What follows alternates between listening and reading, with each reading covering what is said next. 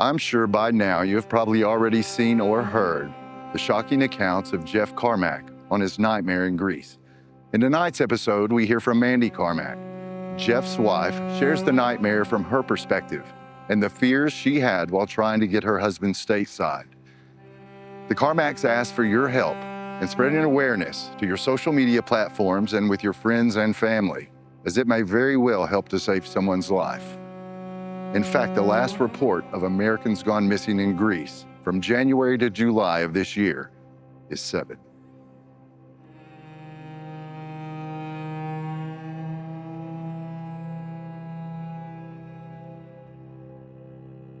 I'm Stacey Meisenheimer with SWADE Productions. We have Miss Mandy Carmack with us today. Mandy has another perspective of what happened to her husband, Geoff, when he was in Greece. Before we get started with that, Miss Mandy, tell me a little bit about yourself. How did you and Geoff meet? Geoff and I were introduced by my cousin, and they played football together, and we pretty much went on 1 or 2 dates, and that was the end of it. We've been together ever since. So did you know Geoff before college? After college. After college?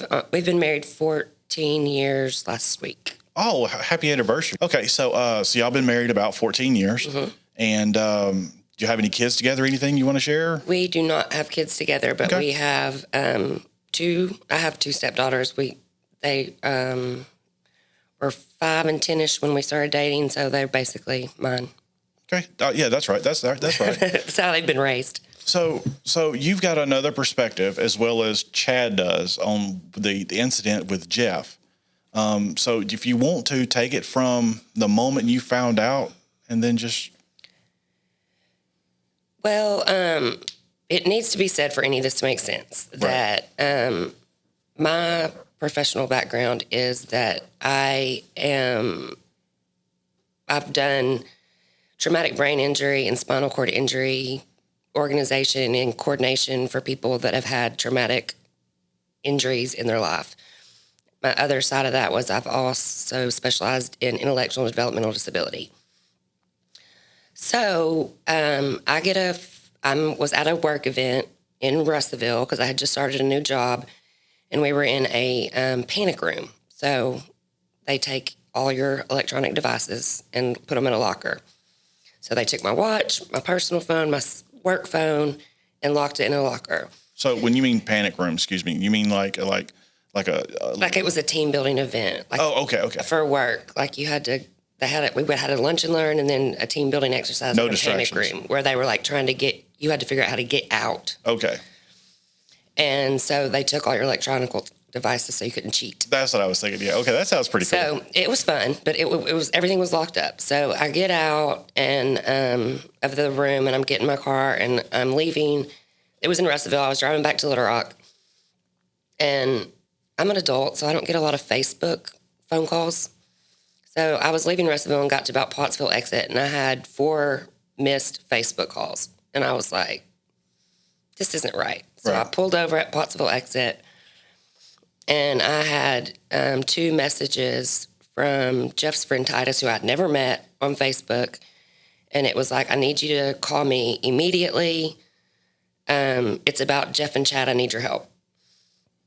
And so I tried calling him on Facebook and didn't get through, but he had texted me his actual cell phone number. So I called him on that, and the missed call on there was like 3:19. And when I finally talked to him, it was 3:45. And he was like, I need you to try to call Geoff. No one can find him. I was like, what do you mean no one can find him? And Titus was like, he's been taken by the police. They separated him and Chad. And Chad was able to get away, but we can't find Geoff. We need you to try to call Geoff. And I was like, okay. So I called Geoff like 3 times. And then, as probably most husbands and wives do, I sent him a text and said, Geoff, this isn't funny. Call me immediately. Like, just that threatening. This is the last straw, buddy. And nothing. And that usually gets within 5 seconds, he's on the phone. And so that's when I really got scared. So Geoff has a real problem with losing his cell phone. So I track him so I can find his phone when he loses it. So I started tracking him, and it was crazy. Like it was like he was moving from every hotel in Greece. Like it was like he was at this hotel, and then this hotel, and this hotel. Almost like he was looking to find the hotel they were staying in. And so then I started screenshotting that and sending it to Titus and having him send it to Chad. And then I'm like, what am I doing? So then I was like, Titus, I have 3 numbers for Chad. I need you to send me the one that's actually working and remove the middleman and let's use our brains. And then I started sending the screenshots to Chad, and he would try to go and locate it, but everything was in Greek, so then we started trying to do it by coordinates instead of street names. So he could plug it into his phone. So this went on for a long time. And that's probably the biggest misconception with this is everyone thinks he was missing for like 30 minutes. So it was 3:19 when they first alerted me that tried to alert me that he was missing. Right. And we did this forever and ever. And then Titus, it was in the military. I don't actually know what he does, but he was able to get a hold of someone at the embassy. And the embassy got involved, and suddenly the police were no longer, we haven't seen him. The embassy reported to the police that they had a eyewitness that Geoff got into a police car. And then, by this time, probably an hour had lapsed. And then Chad called me and said that he was going to the police station, and he was very hesitant to do that because the police were who tried to take him. Right. And someone, I believe, this was kind of tunnel vision at that time, but I believe Chad told me that someone from the embassy was meeting him there. And when they got there, they told Chad that the police had said that there was a drunken disorderly that had fallen off of a bridge. Mm-hmm. And they showed Chad a picture on a phone. And Chad identified that it definitely was Geoff. And then they said that he had been at the hospital all day, which it hadn't been all day because it had only been several hours, 3 hours, we're guessing. And Chad decided that he was going to go to the hospital where they said he was, but the only way he could get there was with the police, and he didn't want to get in the car with the police again. Right. So he had me start tracking him on his phone. Like, he shared his location with me and his wife. And then he got to the hospital, and when he was getting to the hospital, they were actually had Geoff on a gurney pushing him in at the same time Chad arrived. After they said he was there all day. Yeah. And when Chad went inside, they told, they told Chad that it was an attempted suicide. Now, I know you don't know my husband very well, but there are a few things that anybody that's spent 5 minutes with him know is that he loves life. This man loves himself. He loves life. He is not killing himself. Right. I got that impersonation when I met him at that time. Yeah, no. Every time you meet him, he's just bubbly and happy. So that immediately was a red flag. Right. For both me and Chad.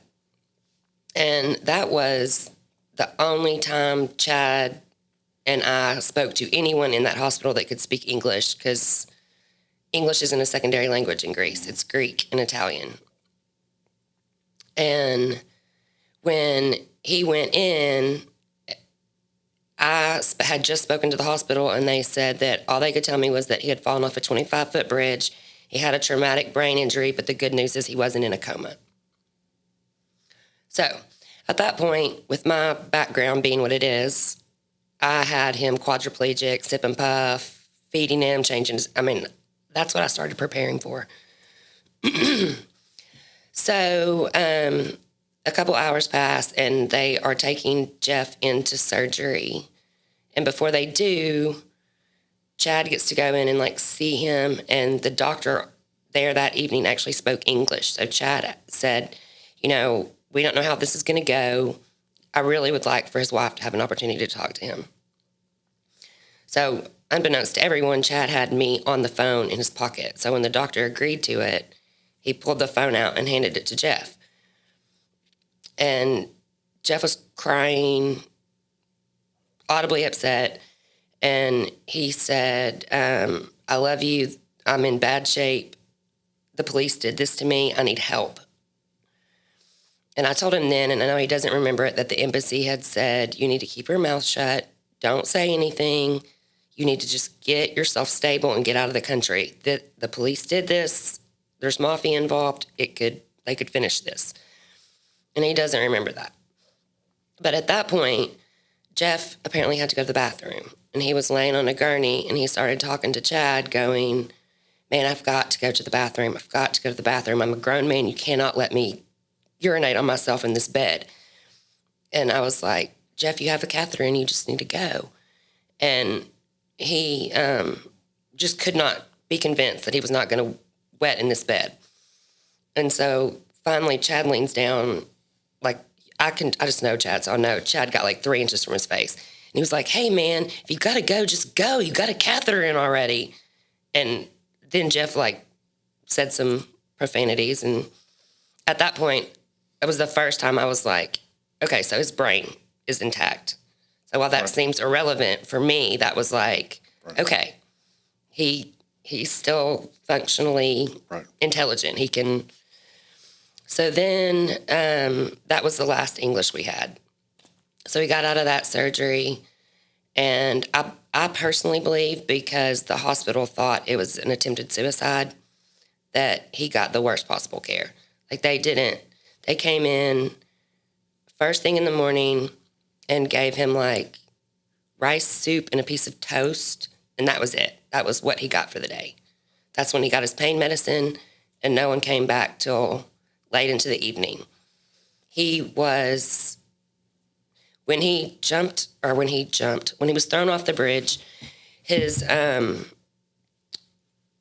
femur just shattered into 1,000 pieces, and it ruptured his femoral artery. So when he got there, he was bleeding out. And I'm still not sure if they had to give him a blood transfusion there, because what little bit of medical records I could get are in Greek, and Google Translator is the best I could do. Yeah. And so then it got to where it's a big time difference. So it got to where I was trying to functionally arrange things in the United States, but in order to do anything in Greece, so it got to where our oldest daughter and I were like going to sleep at like 9 o'clock and getting up at 1 a.m. so that we could operate in both time zones. Right. Because I was trying to get like health insurance. You might not know this, but your Blue Cross and Blue Shield policy doesn't cover you in a foreign country. That's your problem over there. Oh. So then I'm not worried about going overseas now. So then I had to start working with the Human Relations Department at the company that I worked for, which I had only been at for a few months, to try to figure out if there was any kind of like additional policy we could get for overseas care. Because we were trying to get him in a better hospital. Right.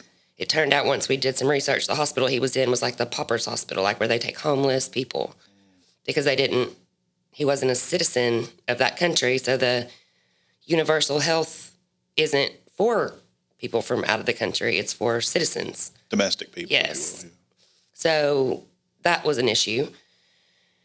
And then they would come in early in the morning and give him all that medicine. So there was about a 2-hour window where you could talk to him where he was coherent.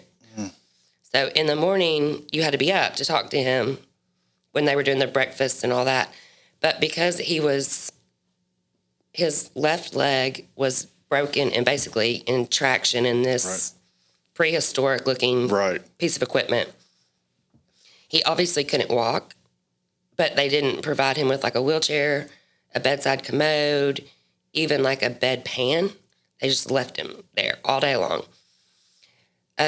He luckily made friends with a guy that was a coach, a volleyball coach, I think, from there. And he started helping Geoff translate. And that's when we were trying to get a medical release to get him back home.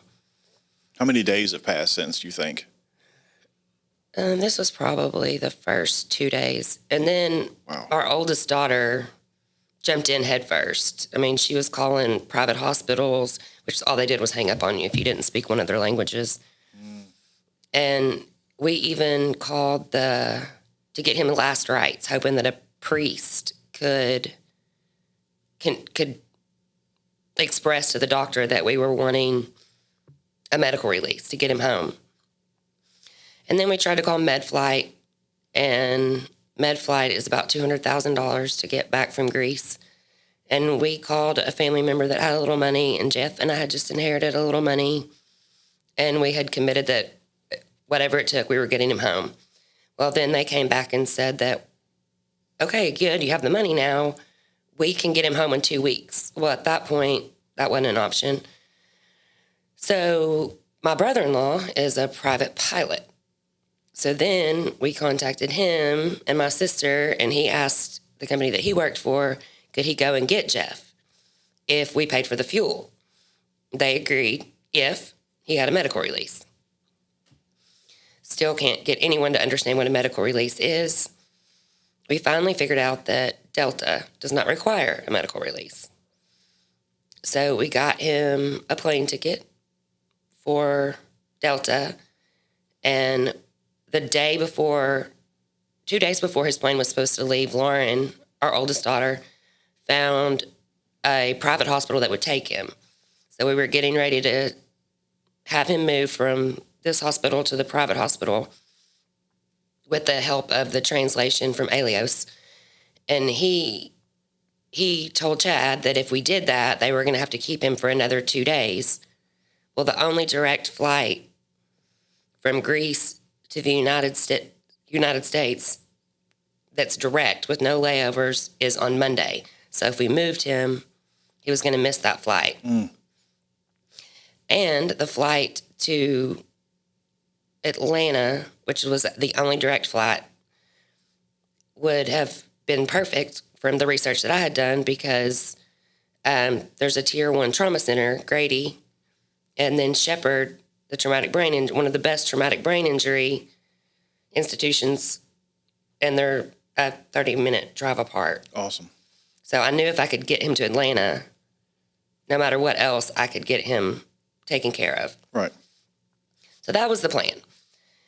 So I had found a plane ticket, and I was going to fly to Atlanta because Geoff, at that moment, still believed he was some kind of superhero, and that when he landed in Atlanta, he wanted me to rent a lowered floor, like, minivan for wheelchair accessibility. So about 15 minutes before his plane took off, he called me from the airplane and said, just getting on this airplane, I'm in so much pain, I don't know if I'm going to make it. And I was like, okay, change plans. So then I threw as much clothes as I could in a backpack, jumped in my car, and his flight was going to land in 13 hours, but with the time difference, Right. It was going to put me having 5 minutes to spare if I did not stop at all to leave my driveway and get to Atlanta. So I jumped in the car, drove there, didn't eat, drink, stopped one time for gas. Goodness. And I got there like 1 minute after the plane landed. Awesome. Well, we had tried to have an ambulance from Grady come and pick him up on the tarmac. Well, an international flight, it turns out you have to go through customs even if you're in the condition that he was in. So they processed him through customs on the plane and took him from there. And Chad, I guess, was in a panic at that point. So he's on the tarmac in the ambulance waiting to go. And he calls me and says, I don't even know where I'm supposed to be taking him. And we had this conversation 15 times. And I was like, I'm leaving right now to go to Grady. Have the ambulance take him to Grady. So we get there, and I beat them there by like 10, 15 minutes. So I'm standing there waiting. And I think it was probably around 6:55, maybe 7-ish when he landed there. And it was COVID. So Oh, yeah, I forgot about that. visiting hours ended at 8. And so I went and got immediately in the visitation line to go see him. And they said that I couldn't go in because of COVID until he was through x-rays and in a private room. So by the time he got through x-rays it was 5 minutes until 8. So they told me that I need to go home and I could come back, which I didn't have a home because I hadn't thought that far in advance because we were renting a van and driving home. Right. So I waited until Chad came out and we were sitting in the car trying to formulate a plan as to what we were going to do. And Geoff calls and says that he's just gotten out of x-rays. They're going to amputate his leg. And I was like, well, who told you that? And he was like, an x-ray technician. And I was an x-ray technician is an x-ray technician. That is not a surgeon. That is not a doctor. There you go. You need to put that out of your mind. We'll deal with that when we get to that. Nice. So then about 5 minutes later, he calls me back and he was like, if y'all left, turn around and come back, they're discharging me. And I was like, they're doing what? And he was like, they're discharging me. They can't operate on me for 2 days. And I was like, you need to demand a surgeon. Not a doctor, a surgeon. Not an x-ray tech, a surgeon. So the surgeon came in and we're like, oh, you're not going anywhere, and immediately admitted him and scheduled his surgery for the first available operating room the next morning. So still couldn't go in until 11, only 2 people at a time because of COVID. Mm-hmm. Well, his mom and sister had driven down and gotten there probably 30 minutes before I did because they hadn't been planning on flying. So they got to the hospital before I did the following morning because I was looking at the protocol. So when I finally did get there, after going and getting his luggage and bringing it back so he'd at least have clean clothes, I got there about 10:50, and they said that he already had 2 visitors in the room, so I still couldn't see him. So then I went to administration and was like, okay, here's the deal. I'm glad that his mom and his sister are getting to see him, but I'm his wife. The insurance is in my name. If y'all want to get paid, I need to see my husband. There you go. Get him. So I agree. They came and escorted me up to the floor, copied my insurance cards, let me in to see him. And that was like, I had actually seen him for like 1 minute on the ambulance ramp going in. Mm. And he was in such a state of shock that he didn't even recognize that it was me until the doors closed. And then he started screaming, like reaching out for me, and they wouldn't let me in. So I'm rambling. You're good. You're good. The next day right before that surgery, when I got upstairs, they were prepping him for the surgery, and he went back into surgery, and I went and sat in the surgical waiting room. And the surgeon called and explained what all was going on and the level of trauma that he had experienced. And I asked the surgeon at that point in time, I said, he said that an x-ray technician told him that they were going to amputate his leg. First of all, got a problem with that. Y'all need to address some training on how that happened, because that was another level of trauma we're going to have to deal with. Get him. And secondly, is there any truth to that? And he was like, there is a high likelihood of it. He is septic. And I asked what they had done in the procedure, and they had basically filleted his leg open and gone in and completely debrided it. And when they were in there, there was rancid blood, dead tissue, dirt, animal hair, just remnants from the environment. Right. And they couldn't do surgery. They ended up having to clean all that out. And they compounded, I didn't even know they could do this, but they compounded these little tiny antibiotic beads. They just he explained they kind of look like little cement balls. And they sewed it into the tissue all the way down his leg. And then they very loosely stitched it up with the intention of being able to just cut the stitches and open it back up if they had to do it again. And I asked how many times they would do that before we started talking about amputation again. And he was like, as many times as your insurance will pay for it, but they won't pay for it as many times as you think they will. So what were those little things again? Explain that, because I'm still a little fuzzy on that. What does that do? Like, it basically, they had taken the dead stuff out and were running a culture on it to see if they could find out exactly what it was so they could compound an antibiotic specifically for that bacteria. Gotcha. But rather than just giving him oral antibiotics, well, they were giving him massive amounts of IV antibiotics. I think one of the bags that he was on was like $10,000 a bag. But in addition to that, they compounded what they thought the strain of infection was, an antibiotic to specifically treat that. And I mean, I guess the way it explained to me what I envisioned in my head was it was almost like a dishwasher pod. Yeah.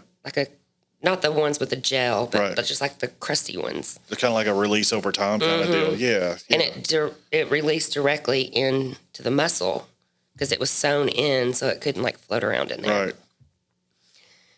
And I asked how many times they would do that, and they said as many times as your insurance would pay. And he said, you would be surprised about how few times insurance will pay for this. And I was like, well, even if we have to pay for it out of pocket, we're going to do it until it's not working anymore because we're not cutting his leg off unless there's no alternative. And the surgeon, was like, this is extremely painful. Have you discussed this with your husband? And I was like, yeah, certainly. I've definitely discussed this with him, and he's all in. Geoff and I hadn't had 5 minutes of a conversation, Right. but I know my husband. Right. And I knew I didn't need to talk to him. Right. So they go, okay. And they went ahead and did that. And then I think that was on Tuesday. And then on Thursday, they went in prepared to do it again. And the bacteria was gone. Yep. Awesome. So they did it one time. Good. Insurance covered that one. Yeah, they did. That kind of makes me wonder, like, I guess if you have an accident or this scenario, what happened to Geoff overseas, when you come back to the States, the insurance covers that, right? Mm-hmm. Okay. It's just not the other way around. Right. Okay, sorry. Well, then, the other part. Geoff works from home, so do I. Geoff doesn't get paid unless Geoff works. He's self-employed. We have 4 car payments, a house payment. He's the primary breadwinner. I'm basically a social worker. And I get paid like that. I mean, I don't make a lot of money. So I had made arrangements before I left through some of my contacts at UAMS and Baptist to where he basically had a straight shot into UAMS, no ambulance, just go check him in. I had talked to the surgeons, doctors, everything was lined out. So when I was talking to the surgeon about the debriding, I just explained to him that our financial situation, my background, the arrangements I had already made, and told him that all I needed them to do was get Geoff infection-free and stable. And then we intended to take him back to Little Rock. And he basically said, you're going to have to refuse care in order for that to happen. And if you refuse care, it won't be covered when you get to UAMS or whenever you get back to Arkansas. Right. Well, at that point, I started name dropping the doctors and surgeons and the people that I had talked to. It turns out the surgeon actually did his internship at UAMS. Oh, how cool. And he was like, if you've done all that, I'll release him to UAMS. But why did you know to do that? Which is why I said this story can't be told without See, I like that. knowing my background. So his dad and one of his brothers and one of his sisters, all of his family had come. But this particular day, they had come down because the goal all along is what I kept telling him. My birthday's October 25th, and he got there on the 18th. And so I'd been telling him that it was his job to get better and get home for my birthday because I wasn't spending my birthday in Grady Hospital. That's right. There you go. I mean, I didn't mean it. Yeah, but I know. Needed, yeah. Right. So, Right. After the last surgery where they put the rods and everything in, we went and stayed that night in a hotel that his dad had arranged. His brother and sister had gone and got like a bedside commode and Good. all kinds of pillows and stuff to wedge him in the car. And So you're going from Atlanta to Little Rock. That was a long drive, I bet. I couldn't have done it without his dad and his brother and sister. I mean, I thought I could. I thought I was Superwoman as well, I guess. But when we got to the hotel room to sleep the night and then get up early the next morning when we woke up, it was, well, the night we were there, we all get Geoff in bed. We put together the bedside commode and all this stuff and get him ready to try to go to bed.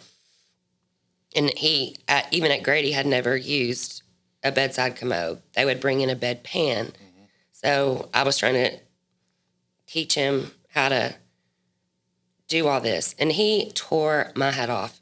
Oh, no. And I was like, okay, buddy, some ground rules. I love you, and this is going to be a long process. So we're going to use words like please, thank you. We're not going to bark.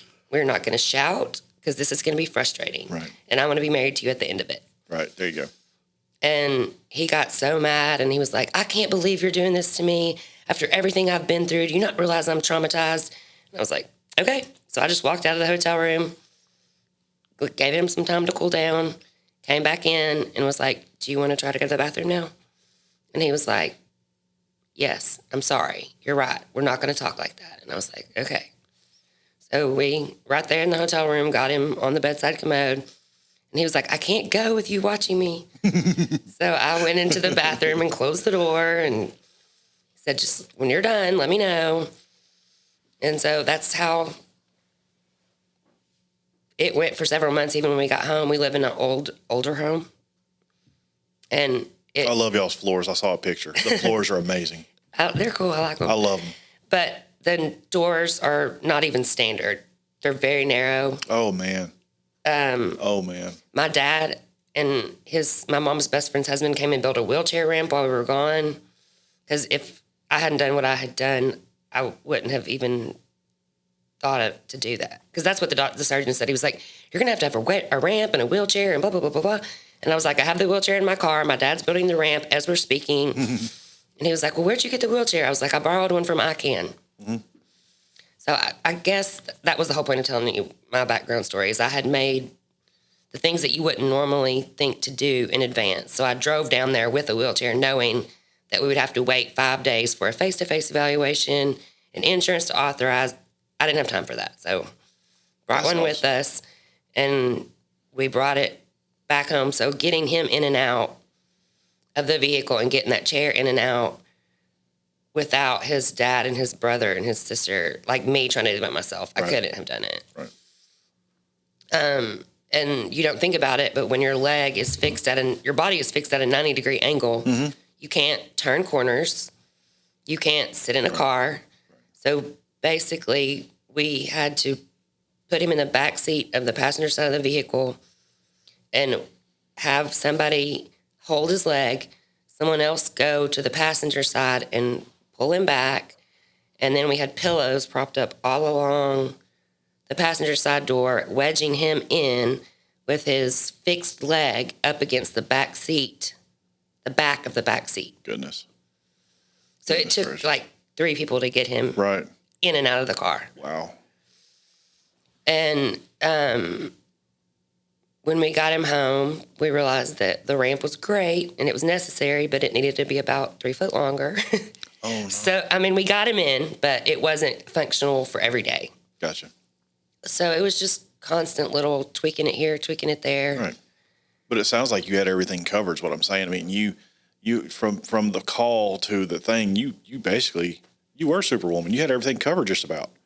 Not Superwoman. I was not. Well, I mean, you know what I mean. But I knew what to do. I guess the point of bringing that up is if this had happened to an average person, right, it probably wouldn't have gone as smoothly. Like, if I had known to ask the questions I knew to ask, and we had to stay there, because they were saying he might be there 6 weeks. 6 weeks for an average family with no income coming in, you can lose everything. Right. So it was a terrible experience, but we were very fortunate that we had a very strong support system. Mm-hmm. And another one of his friends, Seth, he started calling me every morning and every night. And he was tremendously helpful with the whole Grady thing because his sister and her husband worked for Grady. So he helped me orchestrate that whole system of getting him in there kind of stress-free. Wow. We just had all the right connections. Right. That every single step of the way with him was like 5 minutes later, the outcome would have been totally different. That's what I was when Geoff was telling me, when he was here with me, he was telling me about that, and it's like everything was lined up. There was no time to spare. Getting on the plane. Did he tell you about the getting on the plane? Yes, somewhat. Yes. So the getting on the plane. Where were you talking about? Where Chad was following a different ambulance? Oh, I figured he told you that, so I didn't repeat that. I was talking about actually getting on the plane. I don't think so. Not that much. So when he got to the airport to actually get on the plane, they said that and I think we paid like $4,000 or $5,000 for this ticket. Right. They told him they weren't going to let him on the flight unless he could bend his leg for takeoff and landing. Right. And if you've seen the way his leg was, there was no bending his leg for takeoff and landing. No. So they refused to let him on. And finally, some very, very nice upper management person came. And I think she could just see the fear in his eyes. Because at that point, he knew if he didn't get home, he was going to be there for another week. And if he was there for another week, I believe he wouldn't have lived. And I think he believed he wouldn't have lived. Right. Because he was septic when he landed in Grady. Right. And I don't know if he told you about the interior of the hospital that he was staying in, but it was an open air environment. Right. And the bird came in, shit in the window every morning, and, people using the bathroom in the room. It was like And crazy. one day there were some guys that were in there that were pretty rowdy, and one of them ripped out his catheter and just slung urine all over the room, all over Geoff. And that wound wasn't bandaged. It was wrapped in an archaic version of an ace bandage. It basically looked like cheesecloth. It was very porous. So, yes. And no one was coming and cleaning that daily. Right. Because in my mind, I think they weren't even cleaning him and feeding him, much less cleaning that wound. You got your there was still animal hair in it. Your soup and bread, and that's all. Well, there was still animal hair in it when he landed. Which I didn't know that till you said that. That's crazy. I still think that the reason why that was is because they believed it was he tried to kill himself. I believe that 100%. Right. And all the surgery that they were doing on him when he was there, I don't know what they were doing. They didn't clean out any infected tissue. They didn't clean out even the blood or the animal hair. And when he landed in Grady, the first set of x-rays looks like somebody took a bucket of gravel and threw it in. Ugh. Like there's all of that fixator that you see is attached to nothing. Oh, yeah, those little rods. I was wondering about that. So basically, it's a miracle that one of those bone shards that were just floating around in his leg didn't nick an artery and him bleed out on the plane. That just makes me wonder. So those wasn't even in his leg. They were just for show. I mean, they were in his tissue. Yeah, but they weren't holding anything in place. So it was just for show. I mean, I know this is a podcast and you can't see the picture, but you saw what it was attached to. Right. I'll put pictures up here. I mean, it was literally holding nothing in place. Right. And then after the surgery, before they put the rod in, when they just lined everything up and fixed it and put that little tiny rod in there, which they did when they debrided it. That was before they went in and put the rods in. That was in a second surgery. The difference between if you did a side-by-side of what they did in Greece and the fixator and a side-by-side of what they did in Grady and the fixator, you wouldn't even think you were looking at the same human. Wow. And after all that said and done, I think he lost a fifth of an inch in length in that leg. It was minimal. I didn't even think about that. It was minimal. Yeah, that's awesome. I mean, it could have been a lot worse. I mean, we were thinking that he was going to have his leg amputated. Well, at one point we were thinking he was going to be paralyzed and have a traumatic brain injury. And then we were thinking he was going to be an amputee. And then we were thinking that he was going to have orthotics because his leg was going to be so much shorter than the other. And then since then, he's run Pinnacle, gone snow skiing. I've seen that. And he's even, am I making this up? Did he go back? Did he go back to Greece or something? Am I making that up? He did not go back to Greece. If he goes back to Greece, I'm going to need to be in a straitjacket somewhere. Where did he went overseas somewhere? Our daughter graduated from Fayetteville. Our youngest daughter graduated from Fayetteville this year. And for her graduation present, they did 2 weeks, but it was in English-speaking countries. They did like Dublin. Gotcha. And I don't know where I thought that he said that they went back. No, I think you're thinking that Grace was over there. Yeah. He went over there to do a semester. She was doing a semester abroad, and he and Chad went over there to do like their bucket list trip that they had dreamed of their whole lives. Right. And I don't know if he told you or not, but this all started 7 hours after they landed, so he didn't actually get to do anything. Right. This is day one. Mm-hmm. Yeah. He told me that, and that's. I mean, how long were they supposed to do the bucket list? Like week or two or 2 weeks? And they were going to end at a Airbnb with like a really nice, huge Airbnb with a pool and cabanas and all this stuff. Wow. And have Grace and all of her roommates that she was living with in her semester abroad join them there for just like a big blowout. And then they were going to come home. So that was another element of it. While we were trying to figure out how to get him home, Grace is very independent and strong-minded and has spent a lot of time in Europe. So luckily when it happened, she was on an excursion, so she wasn't close enough to go there. But as soon as she got back from that excursion, I can't remember where she was. As soon as she got back from there, she started texting and calling that if he wasn't out of there in 24 hours, she was going to go get him. And I was like, no, you're not, because they did this on purpose. You have the same last name, and the last thing any of us need are 2 of you in that hospital. Right. You stay away. So both of our daughters are amazing, but they both really stepped up and showed some strong fortitude in trying to get their dad home. Like they both went above and beyond. That, and then the last surgery, because the infection was clear and we weren't expecting it, Lauren, our oldest, and her fiance had made like a red-eye trip down there where they were going to get to Atlanta at 7 o'clock and have to leave Atlanta at 7 o'clock the next day.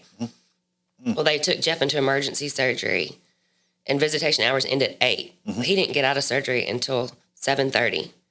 So she had been there this whole time and still hadn't seen him. And it's a long drive from Arkansas. They flew. Oh, okay, good. John bought tickets and flew them. And he had this one amazing nurse at Grady. We tried to get a picture with her, but COVID, we couldn't be that close. So she ended up getting special permission and let Lauren stay until like 10:30 that night, so she would actually get to see him. Awesome.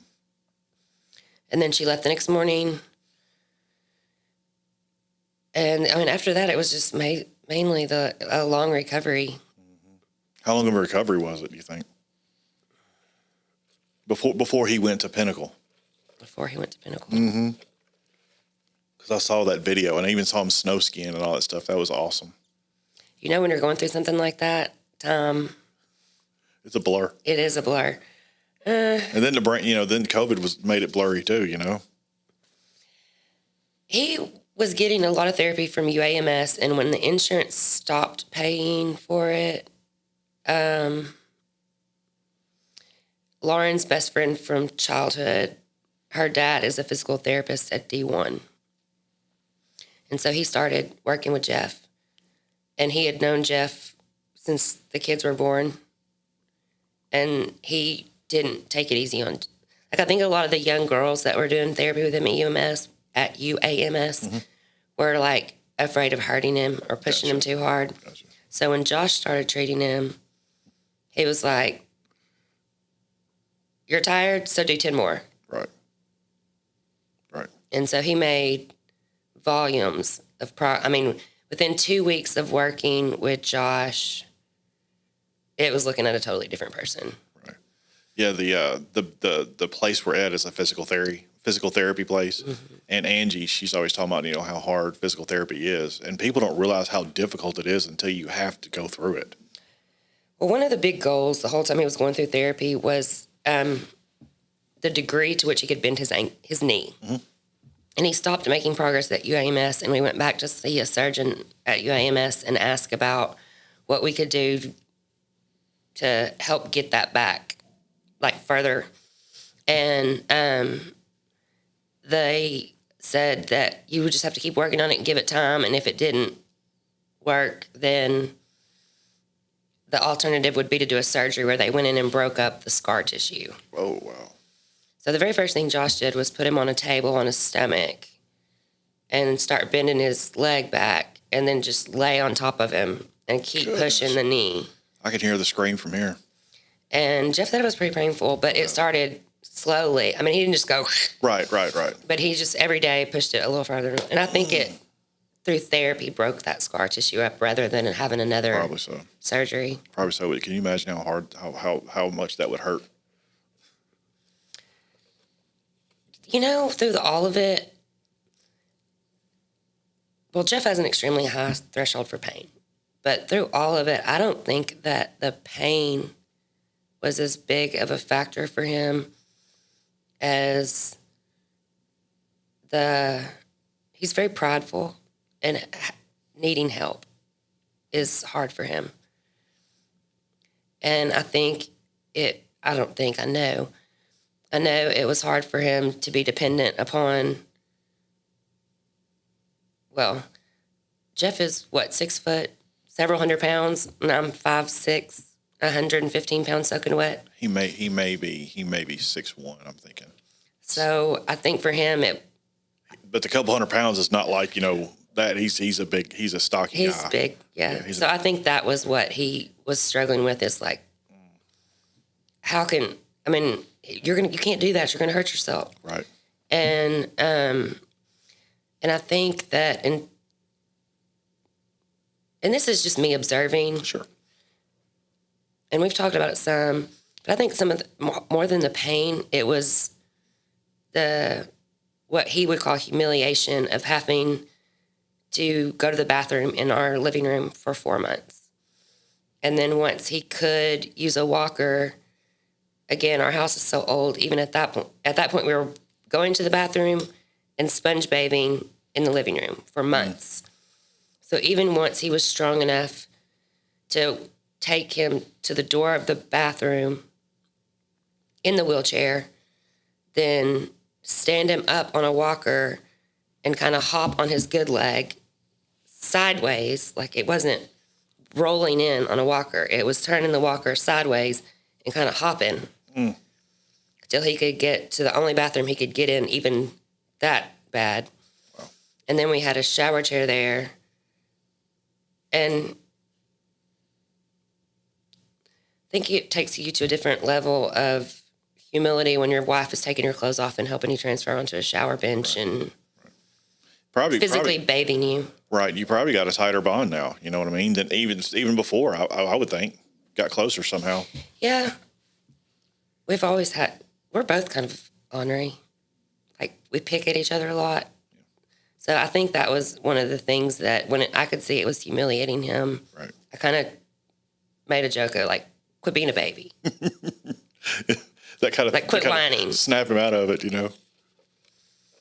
And, I mean, he had a couple of times that he got really down. I bet. And then we have a very good friend that had a really bad motorcycle accident. And we ended up seeing him at the Oyster Bar. And he was hurt, very similar injury to what Geoff had, but on the bottom of his leg rather than the top of his leg. And it was at one of Geoff's low points when we had just got back from UAMS, and they were saying they were going to have to do another surgery after he'd been through all that therapy.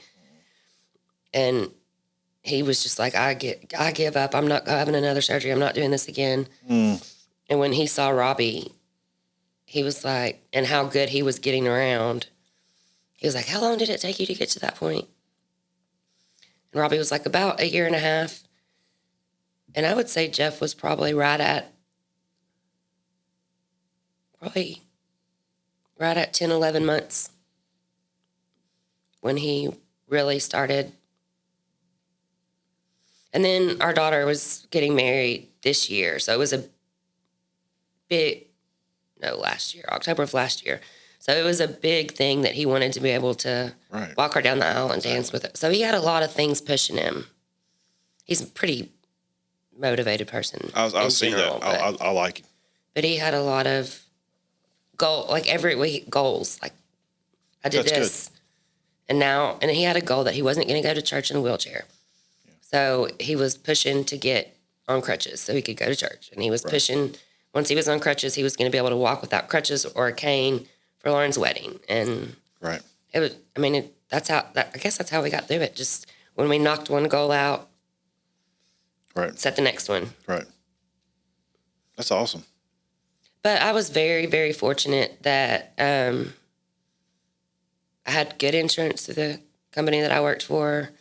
It was a very new job. I hadn't even been there probably 6 months, and they were very understanding about it.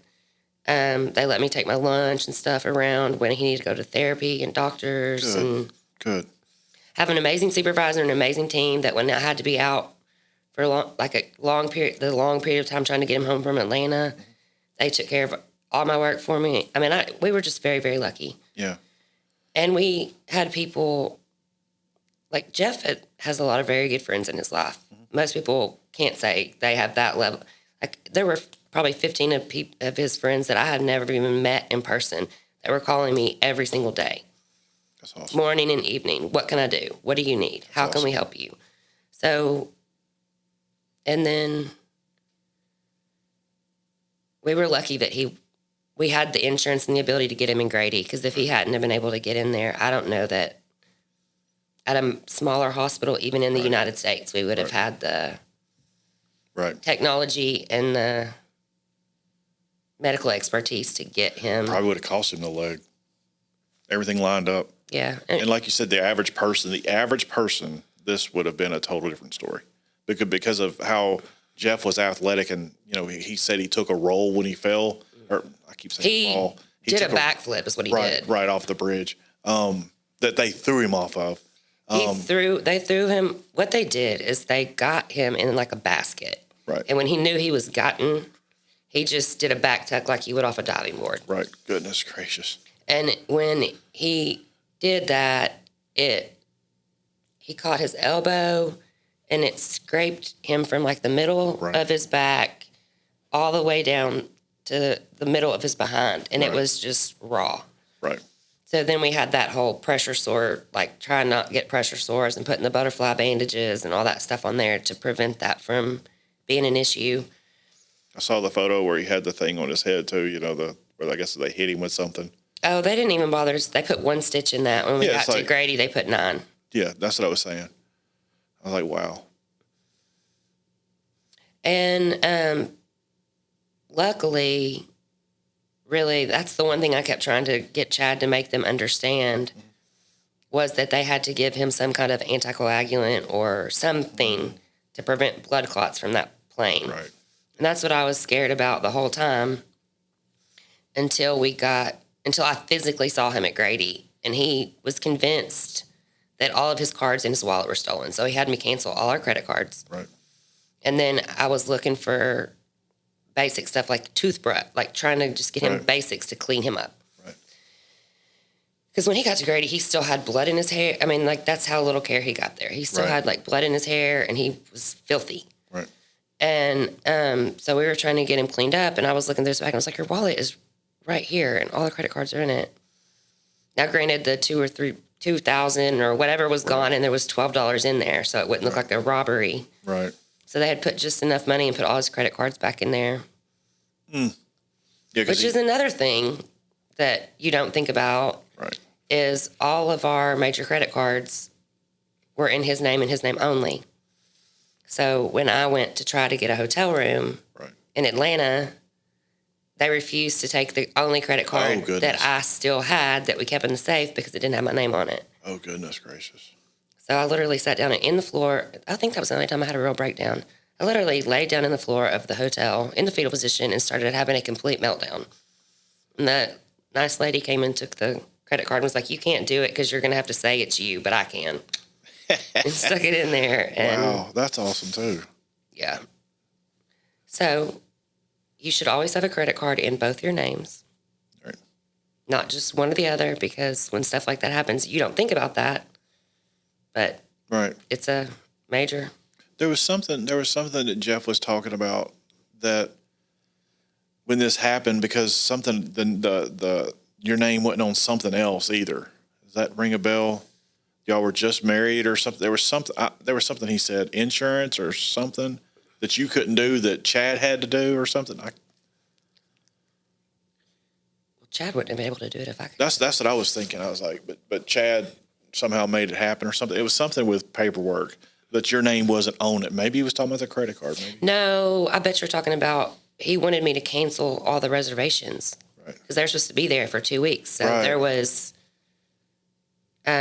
all of the, like, needing to cancel all the Airbnbs and Maybe that's what he was talking about. all that stuff. And I But had you tried to do it, and I couldn't do it couldn't do it, because I wasn't on the credit cards or the reservation Right. Maybe that's what it was. or even listed in his contact info. Yeah.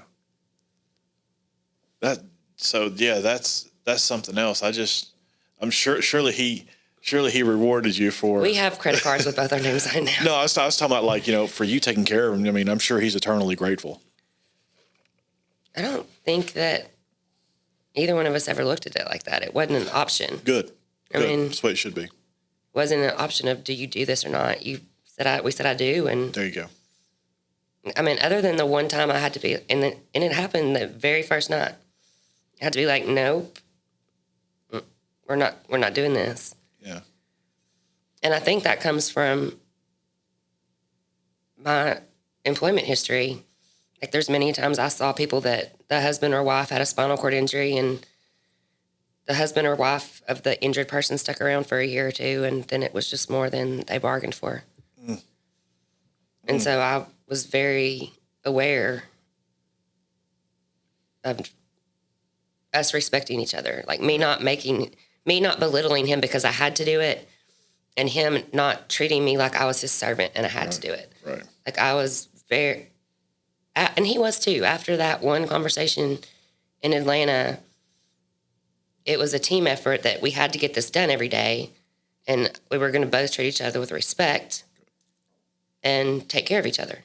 Good. I don't know how to say this, but just judging on y'all's two's story that I've heard, it couldn't have happened. I hate to say to better people, but I mean, like you said, the average person, this wouldn't have happened to. But because of how strong he was and how the connections you had and strong you are, I hate to say it that way. You know what I mean? Well, I don't know if Geoff said it to you, but I think that I know I do. I have some PTSD from this whole deal. Like, when I took him to the airport for him to go on the trip with Grace, I cried like a lunatic the entire way there and the entire way back. Until they were there for a good 24 hours, I literally didn't do visits with my clients for a couple of days because every time, I would just start bawling for no reason. And I'm a rational person. I know they speak English there, but I think when we were both going through it, there wasn't time to actually process what was happening. Yeah. So then when he went to leave the country again, that was the other thing that was really traumatic is when we got married is when I got my passport. That's what it was. And my passport was expired. And even if my passport hadn't been expired, it had my previous name on it. Right. So that's what he was talking about. That's it. So then Titus was like, you need to go ahead and get an international flight and get over there so that if anything needs to be signed, you can do it. And Chad was able to sign everything, and I was able to sign a couple of things by email. But, yeah, I couldn't get there. Right. There's no way I could have gotten there. The passport, yeah. And when Titus said that, I was like, just started scrolling my brain for the family members of his that I know have left the country in the last 12 months. And one of his sisters had gone, I think, to London or something, maybe Paris. I don't know. I knew she had gone overseas. So I gave Titus her phone number and was like, whatever it is you need, I know she has a passport and she can afford a plane ticket. Right. And then as I calmed down, because that was day one, that was like night of. Right. Like we hadn't even found him yet when Titus started asking these questions. And I was like, whew. So the next day when I was thinking more rationally and I knew where he was, I was like, this person had a passport. This person, I'm like, it's like, duh. Yeah, but I mean, Like his uncle has a passport. His so parents all have this- a passport. I think it was a week that he was over there about, and you're still in the States the whole time handling It things. happened on, I got the first call from from Titus at 3:45 on October 12th. Mm-hmm. And he got to Grady on October 18th, and we came home on October 25th. Right. That's what I was saying. So it was about 5, 6, 7 days, somewhere 6 days. It seems like a month. I bet. And then you were here the whole time. You wasn't even over there to be able to help. I mean, you were pulling strings from here. That's crazy. Jeff and I were talking on the way down there because I was like, that's one of the biggest misconceptions of this whole story is everyone that's even heard the story goes, well, at least it didn't take long to find him. I mean, I know he was over there for a long time, but at least it didn't take long to find him. I got the first text at 3:19, first talked to Titus at 3:45. Mm-hmm. When Chad sent me the notification to track him, it was 6 p.m. That's not 30 minutes. Right. If you do the math on, that's a long time. Right. That's almost 3 hours. And if you think about sitting in traffic on the interstate behind a car accident for 30 minutes. Right. When it's just because it's out of your control and there's nothing you can do about it. So when you put it in a perspective of a small thing that you go through every day, and then you put it on the scale of how much time it was, and the helplessness and the fact that I physically, like there's no amount of money I could have spent, there's nothing You could do. I could do to get there. I don't know how you dealt with that. I don't know if I could. I mean, there's nothing you could do but pray. I mean, honestly, that's all you could do is pray. Well, we're very religious. His whole family's very religious. My whole family's very religious. And honestly, without all the prayers, I don't know that we would be having this conversation. Ooh, yeah. I mean, I really don't. I believe that 100%. Like everything was down to the minute. Like even as Chad following the wrong ambulance, getting on the plane. I mean, every single thing was like that. Every single thing until he got to Grady. And even in Grady, it was like, we're going to have to take his leg. There's no way. He's septic. Then, I mean, this is an analogy I use a lot, which is kind of stupid, but like when you get a sinus infection, you have a sinus infection for like a week, no matter what kind of antibiotics you're taking. He was septic. They were going to amputate his leg, and on a Tuesday, and on a Thursday, the culture ran clean. There was nothing in there. That's awesome. I mean, that's the only way I can try to explain it to people is if you compare it to something you deal with every day, Right. to the gravity of the situation. Right. And then it's clear. Nothing but a miracle. That can't be anything other than a miracle. Right. Right. I mean, literally septic to infection-free in Right. 48 hours. Right. That's There's no other explanation. no other explanation. You know, especially, you know, the room is, you know, the animal hair and all that stuff. I mean, and it's 48 hours, all that's gone. Mm-hmm. No septic, no, and nothing. Not to discount from the medical care. He got amazing medical care, but, Yeah, but I'm still thinking miracle on that one. There's no other explanation for it. Because, you know, I mean, he was there for, 6 days before he hit stateside, or maybe a little less. So that stuff is set in there that long, and it got clear in 48 hours. That is a miracle. Well, even when Chad was following the wrong ambulance, which you can't, that sounds like, what were you doing, dude? But no one spoke English. Right. So he was told to go downstairs and wait on the ambulance. He went downstairs and waited on an ambulance. Right. So when the ambulance left, he did what he was supposed to do and follow the ambulance. No one told him there was going to be 2 ambulances. Right. And even as far as like everything was just like down to the minute, the paperwork that Chad had that they were looking for to transport him was the medical release that they had produced 15 minutes before they were supposed to leave. Oh, wow. And then the other thing that I would say stands out is people are like, I can't believe it was the police. Are you sure? Well, they were in police cars. They had on police uniforms. And the embassy said, this is a problem here. Right. And I think that Chad set his phone down and his phone got stolen. And the police came Chad will have to tell you better, but the police came multiple times to investigate Chad's phone being stolen.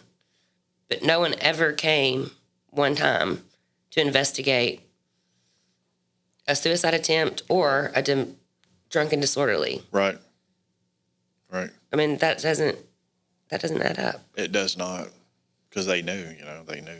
And as far as the tracking him on his phone, when I told you earlier that I knew that Chad and the ambulance got there at the same time, but I knew that was going to happen because I was still tracking him on his phone. Mm-hmm. And as soon as Chad said he had identified his picture on someone's phone, that dot that I'd been staring at for 45 minutes took off across Greece like a bolt of light. I mean, hauling. Wow. And I saw it in real time. Wow. So, I just wonder about how long do you think he was off the bridge, laying there? How long do you think I watched him not move for 45 minutes. Oh my goodness. And that I've seen the pictures. That's at least a 2-lane divided, so there were cars coming. I think if you look at the picture, that they threw him off right where the piers are.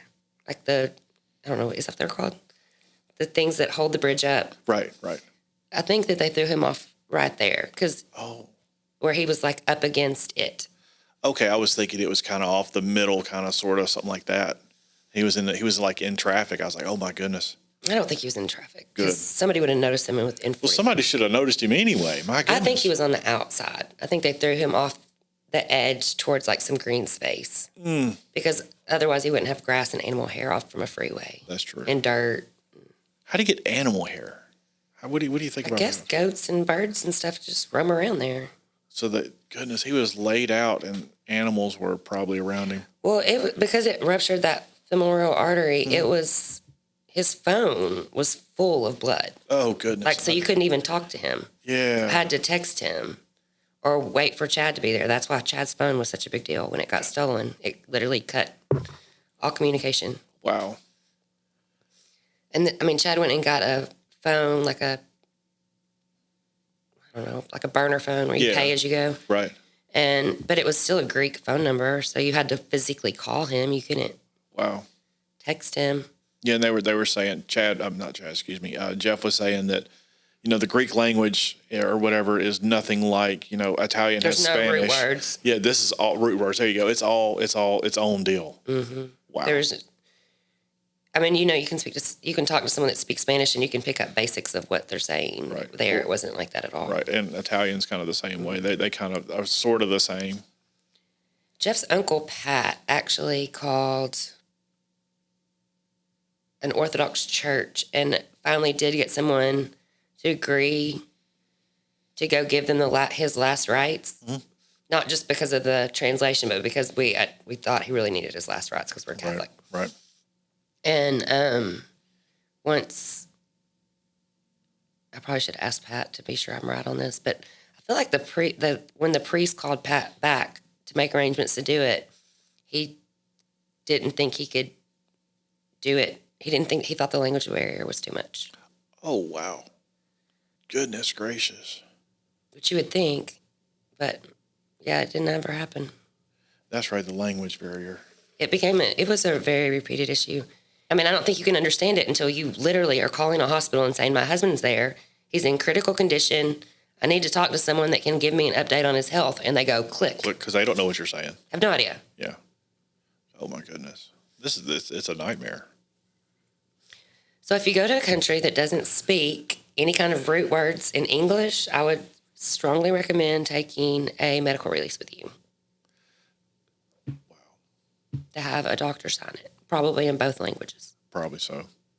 Well, I think I told Geoff, and I think I told Kent. I'm just an Arkansas guy. I don't even want to leave Arkansas. You know? Chad says he's never leaving the States again.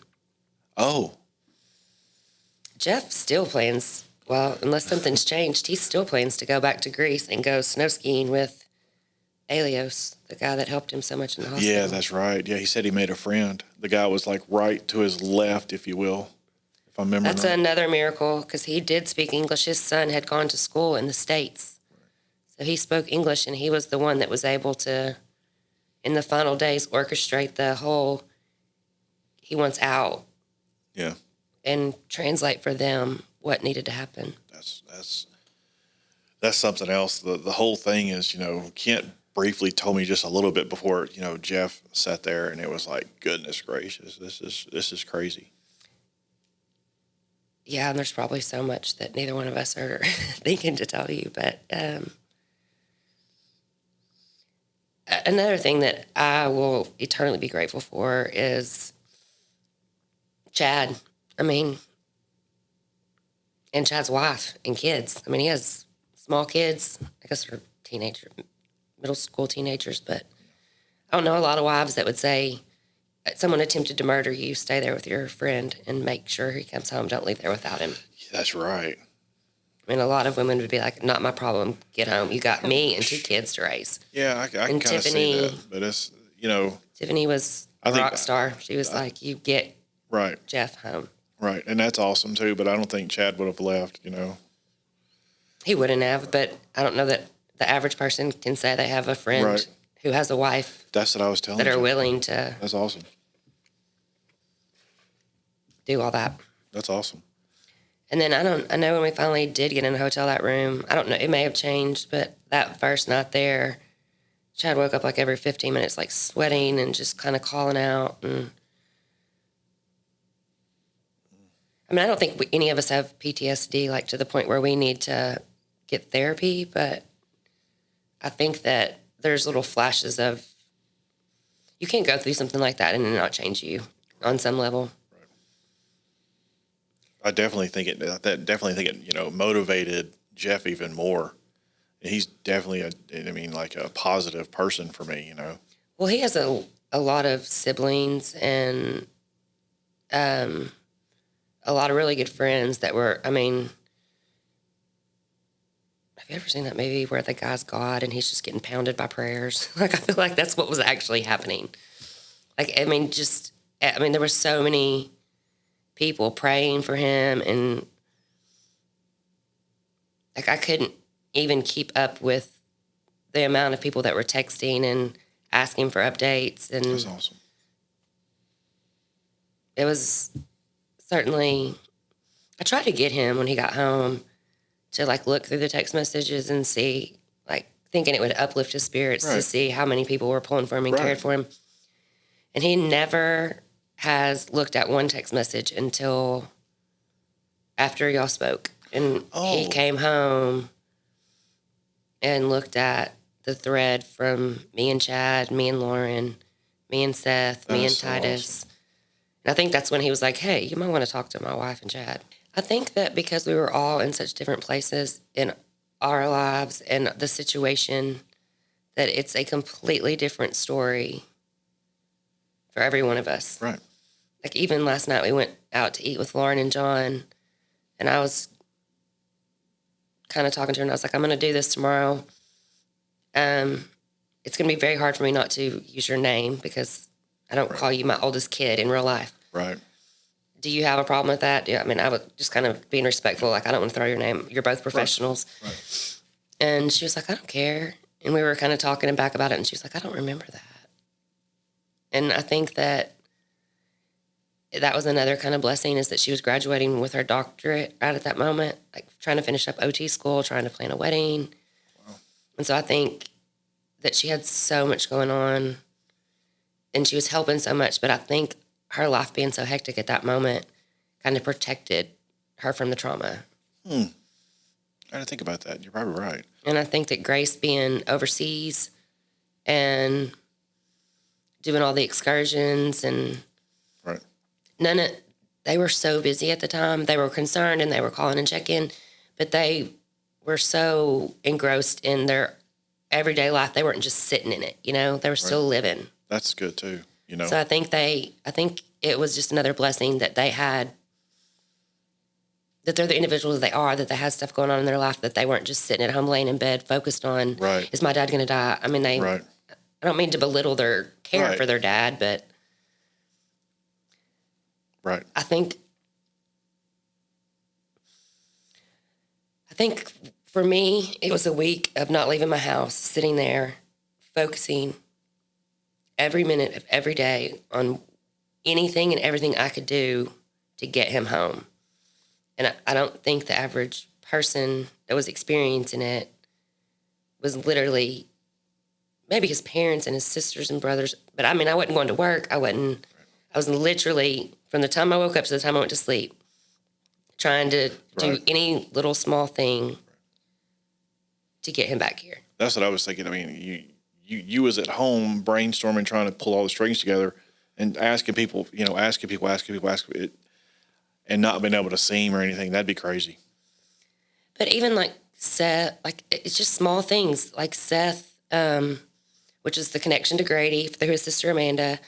And then he had a friend that was, I want to say he was a sergeant. That's horrible that I can't remember. He was a sergeant that Seth had called me because he was at one point stationed in Greece. And he was trying to see if they could get like a helicopter or anything to try to get him home. Everyone was just, it was really remarkable. And it made you think about, with all the negative in the world today and everyone so one side or the other, right or wrong, black or white. Right. In this particular instance, people of all faiths, all denominations, all political, every facet of life came together with one common cause of getting Geoff home. I like that.